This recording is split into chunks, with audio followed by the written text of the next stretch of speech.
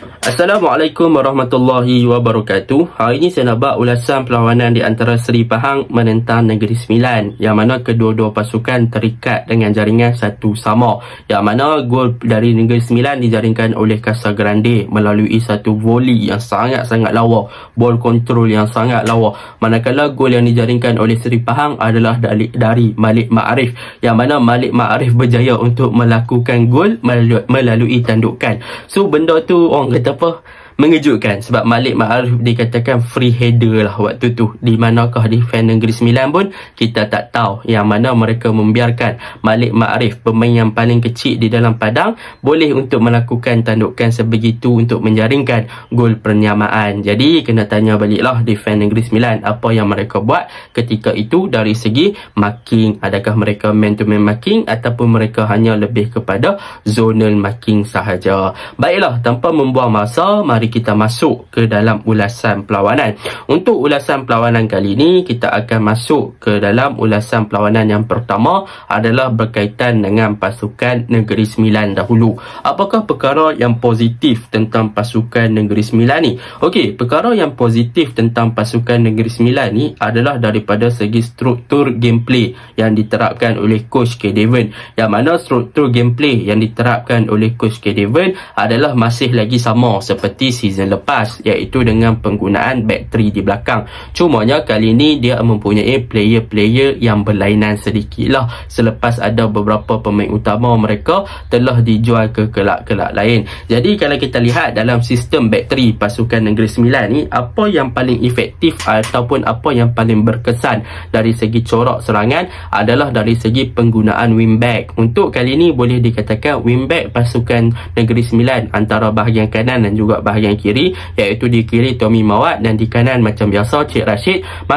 boleh menunjukkan keseimbangan, yang mana kedua-dua player ni boleh untuk naik membantu bahagian wide area dengan gerakan-gerakan yang menarik sebelum mereka melakukan crossing ke dalam kotak penalti. Tetapi yang paling menarik lagi dalam sistem back 3 pasukan Negeri Sembilan ni, apa yang boleh kita lihat adalah daripada bahagian tengah, yang mana boleh saya katakan ini adalah satu upgrade yang sangat bagus berbanding season lepas, yang mana bahagian tengah pasukan Negeri Sembilan pada season ni mereka mempunyai Safwan Baharudin dan juga Hasbullah yang bermain dalam sistem double pivot, dan mereka ada Levi Madinda yang bermain as a number 10. So boleh dikatakan dari segi season lepas dengan season ni, bahagian tengah pasukan Negeri Sembilan nampak lebih solid, terutamanya apabila mereka ada Safwan dan juga Hasbullah yang bermain dalam sistem double pivot. Apakah perkara positif yang ada pada Negeri Sembilan apabila Safwan dan juga Hasbullah bermain sebagai double pivot adalah kedua-dua player ni mempunyai corak permainan yang lebih seimbang, yang mana mereka berdua ni boleh involve dengan serangan dan mereka juga boleh involve secara bertahan. So mereka mempunyai strong punya requirement lah untuk bermain sebagai double pivot untuk saling melengkapi antara satu sama lain, yang mana kalau kita lihat Hasbullah pada perlawanan ni dia sentiasa turun dan naik untuk backup kepada Levi Madinda di bahagian tengah untuk membantu bahagian serangan, dan dia juga banyak turun untuk membantu Safwan ketika pasukan Negeri Sembilan diserang. Dan dalam pada masa yang sama, Safwan juga bila dia join the attack, dia boleh memberi impak yang positif daripada hantaran-hantaran dan juga build-up yang dilakukan di bahagian tengah untuk membentuk combination play bersama dengan Levi berserta dengan Hasbullah. So Hasbullah dan juga Safwan ni orang kata apa, dah seimbang di bahagian tengah. Mereka boleh defend, mereka boleh attack. So benda tu telah memberi satu cover yang cukup bagus lah di bahagian tengah untuk menyerang dan juga untuk bertahan. Manakala untuk Levi Madinda, beliau lebih kepada connector untuk menyambung antara satu bahagian ke satu bahagian. Contoh,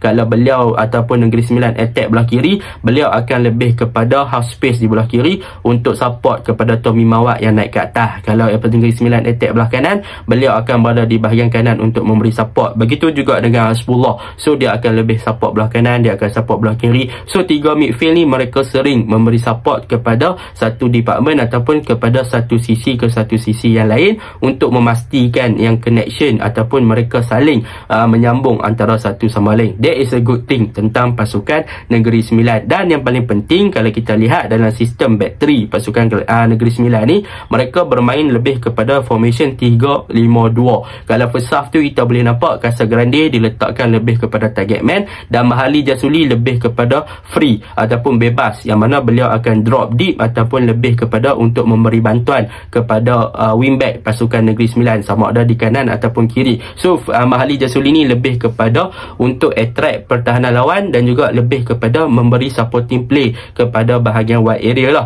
dan masih lagi diletakkan Casagrande sebagai target man. Jadi kalau kita lihat dalam sistem menyerang Negeri Sembilan ni, kebanyakannya apabila mereka menyerang dengan memberi support ataupun overload yang banyak di bahagian kawasan wide area, dan mereka akan cross ataupun supply bola ke dalam kotak penalti untuk mencari pemain-pemain target man mereka lah. Kalau first half Casagrande, second half mereka ada Mahali dan juga Zakwan. Cumanya kalau daripada segi efektif, daripada segi lebih berkesan, saya merasakan sekiranya Casagrande fully fit dengan tactical plan yang diterapkan oleh K. Devon ni, memang boleh dikatakan mereka boleh menjaringkan gol yang banyak melalui Casagrande. Sebab Cik Rashid, Mahali, lepas tu mereka ada Safwan, ada Hasbullah, ada Levi Madinda, yang mana mereka ni adalah crosser yang terbaik antara dalam liga. So mereka mungkin boleh mencari Casagrande dengan sudut yang bagus. Cumanya kalau kita lihat dalam situasi pada perlawanan ni, mungkin set pieces pasukan Negeri Sembilan masih lagi perlu diperbaiki lah. Apabila mereka ada Gulon dan juga Casagrande yang boleh dijadikan sebagai target man,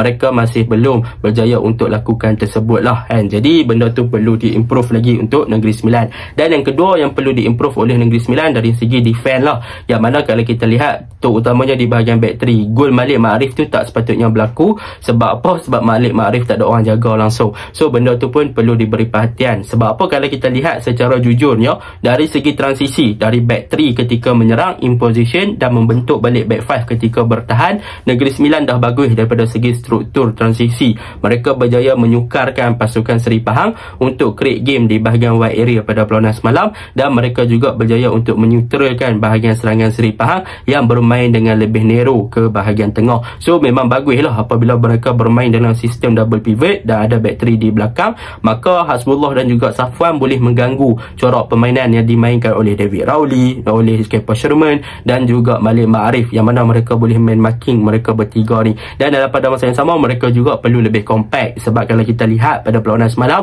banyak hantaran-hantaran di celah ataupun di antara centre back mereka dan juga di belakang pertahanan mereka berjaya dilakukan oleh pasukan Seri Pahang. Jadi mereka perlu lebih menutup ruang, jangan bagi space kepada Seri Pahang ataupun pemain lawan untuk membuat passing-passing sedemikian pada masa akan datang. Jadi secara overallnya, tactical plan yang diterapkan oleh K. Devon masih lagi sama macam season lepas. Cumanya kali ni mereka ada kualiti yang lebih bagus apabila ada target man seperti Casagrande. Sayang Casagrande tak main full. Kalau dia main full, mungkin dia boleh score lebih daripada 1. Itu untuk Negeri Sembilan. Kita masuk untuk Seri Pahang pula. Untuk Seri Pahang, kita pun faham Seri Pahang sebenarnya juga bermain dalam sistem back 3, 3-4-3. Cumanya yang menarik, antara taktikal yang menarik dibawa oleh Seri Pahang di bawah coach Fandi Ahmad ni adalah sistem attacking 3 mereka, yang mana front 3 mereka dalam sistem back 3 ni memang sangat menarik, iaitu Kepa Sherman, Malik Ma'arif yang mana masuk menggantikan Bakiuddin lebih awal di first half, dan juga dari segi David Rowley, yang mana kalau kita lihat kepada sistem di bahagian hadapan ni, apa yang dilakukan oleh Seri Pahang adalah mereka meletakkan 3 pemain ni bermain lebih narrow. Bermaksud lebih narrow ni, mereka lebih cover kepada bahagian tengah dan bermain lebih berdekatan, yang mana Kepa Sherman selalunya akan drop untuk menjadi fast nine. Jadi apabila Kepa Sherman drop lebih fast nine, mereka akan tinggal lebih 2 kepada target man ataupun 2 striker di hadapan, iaitu Malik Ma'arif dan David Rowley. Jadi Malik Ma'arif dan juga David Rowley ni, mereka akan cuba untuk membuat off ball movement yang bagus untuk mencari ruang-ruang bagi Kepa Sherman ni boleh melakukan passing. Sebagai contoh, kita boleh lihat beberapa gerakan dilakukan oleh Kepa Sherman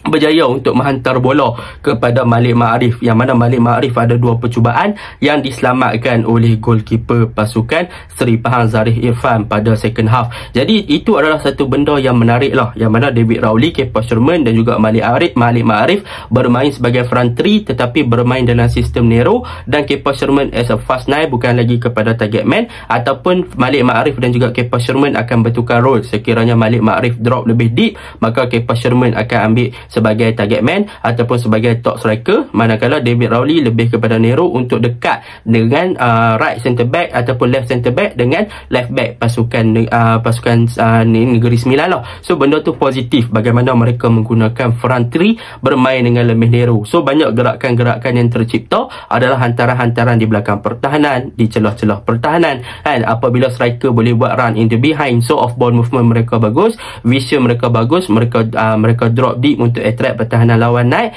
mereka create space untuk pemain lain buat larian di belakang pertahanan, lalu mereka melakukan passing untuk melepasi perangkap offside tersebut. So benda tu menarik lah untuk front three pasukan Seri Pahang. Itu yang pertama. Yang kedua, kalau kita lihat bahagian tengah, Kevin Ingriso dan juga Azam Aziz, mereka sebenarnya bermain dalam sistem double pivot dalam konsep lebih kepada deep lying playmaker. Kalau kita lihat, Azam Aziz lebih bermain dengan agak deeper di kawasan teritori sendiri dengan Kevin Ingriso, dan kebanyakannya hantaran-hantaran dilakukan lebih kepada bahagian wingback mereka untuk mencari Azwan Arifin di bahagian kiri lah. Dan boleh dikatakan daripada segi keberkesanan, boleh dikatakan banyak Seri Pahang attack lebih menggunakan penggunaan dari Azwan Arifin berbanding Azrif yang boleh dikatakan lebih konservatif, yang mana dia lebih kepada untuk berada di teritori sendiri daripada wilayah sendiri daripada naik lebih ke atas. So kebanyakannya gerakan yang dilakukan oleh Seri Pahang ni berbahaya di bahagian kiri, dan juga apabila Kepah ataupun Mak Alif drop as a fast nine. Jadi benda tu saya pun hairan kenapa Azam Aziz tak naik main lebih tinggi ataupun dia tak bernaik untuk membantu sangat bahagian hadapan, sebaliknya lebih kepada drop deep. Jadi benda tu menyebabkan pasukan Seri Pahang tak ada support yang banyak kepada bahagian hadapan, walaupun mereka bermain dengan Nero. Kalau ada support yang lebih banyak daripada Ingriso ataupun Azam di bahagian tengah, mungkin benda tu akan jadi lebih efektif lah untuk pasukan Seri Pahang. Jadi secara overallnya, apa yang boleh saya katakan, pendekatan taktikal yang dilakukan oleh kedua-dua coach ni adalah lebih kurang sama. Cumanya sistem K. Devon 3-5-2, sistem Fandi Ahmad 3-4-3, dalam attacking front three mereka lebih kepada Nero, target manakala Negeri Sembilan lebih kepada target man. Jadi boleh saya katakan menarik untuk kita tengok the next game, bagaimana mereka nak implementasikan ataupun nak menjadikan taktikal mereka ni lebih berjaya. Jadi tunggu dan lihatlah. Itu je lah ulasan saya. Assalamualaikum.